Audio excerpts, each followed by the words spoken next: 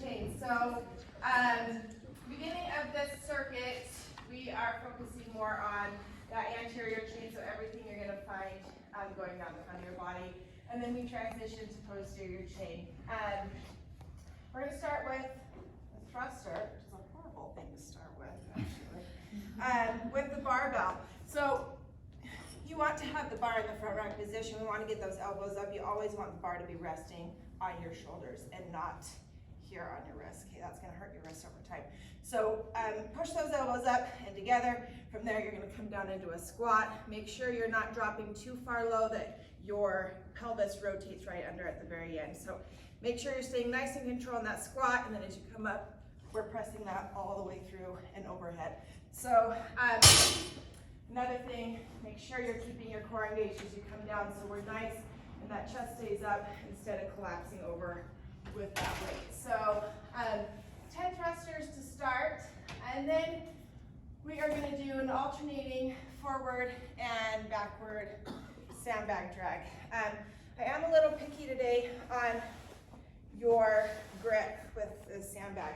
You always want the palm to be facing up, especially as we get that drag back so that we're working or activating that bicep as much as we can with these drags. So if you start with that sandbag right between your feet, you're coming into a tabletop position and bringing those knees in, palms facing up as I grab them and pull forward, and then I'm going to switch that grip. So now my palm's facing up again as I pull back. That's going to count as one, then I'm going to alternate sides. Pull through, palm up as I pull back, and come back into that plank. So we're going to alternate those for 10 to 12 drags total. And then we've got this banded standing chest fly. You can make this easier or difficult, more difficult depending on your band size,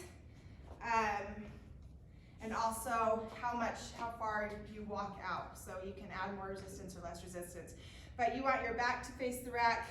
We're going to have those arms all the way out to the side, and then we're just going to pull with straight arms all the way forward, making sure you control on the way back so we don't end up with this, okay? So all the way through, controlling that band on the way back. We've got 12 to 15 of those chest flies. Next we've got an isometric quad hold with the dumbbell with a light overhead plate press. So we're going to get our dumbbell here right between your feet. You want to try to get those legs to be as parallel to the ground as possible. So try not to just let your knees bend and that weight fall down low. Try to straighten out those legs, and then from there we're just going to hold that quad hold as we bring this plate all the way down your chest and push all the way through overhead. So you're just going to hold that while you do your 12 presses with your plate. Then we'll go out into the field. We've got an isometric weighted bar bicep curl hold. 30 to 40 seconds. If you feel like that is not sufficient enough for you, if you're not feeling like you're getting enough work through the biceps, you can do like you know how we've done a weighted bar hold, carrying all the way down to the end of the field and then adding some curls at the end. You can do that if you feel like the hold isn't quite enough. So if you want to, you can do just the hold for 30 to 40 seconds, here holding those elbows at 90 degrees. If you want to, you can walk to the end of the field in that hold and then add 10 to 15 curls on one end, coming all the way back and adding another 10 to 15 on the other if you want to do that, okay?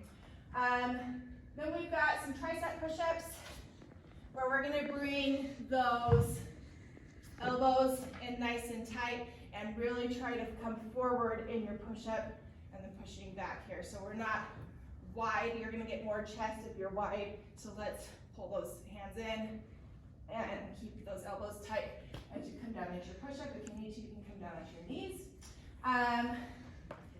Then we've got a kettlebell swing. There's not one in here, that's okay. Kettlebell is going to be all hip driven. So as you bring the kettlebell between your knees, hips are back, and then you're driving through those hips to bring the kettlebell up, okay? If you're very comfortable with kettlebell swings, you can come all the way up overhead, but if you're not, just bring that to eye level, okay? 15 swings, and then we'll finish with a reverse plank kettlebell pullover. So I like to hold my kettlebell so that as I bring that back, the handle touches the ground. But we're coming into a reverse plank, which means we're keeping our legs as straight as possible while driving the hips up off the ground. You want your toes to point towards the ceiling, and you're driving through those heels. Then from there, you've got your kettlebell up overhead. We're just gonna extend all the way back and bring that kettlebell right above your face. So we're holding that reverse plank all the while doing those pullovers. So we've got 12 pullovers. And then we'll just finish with the street run or a few laps inside if it's too cold for you out there. And that's it, okay?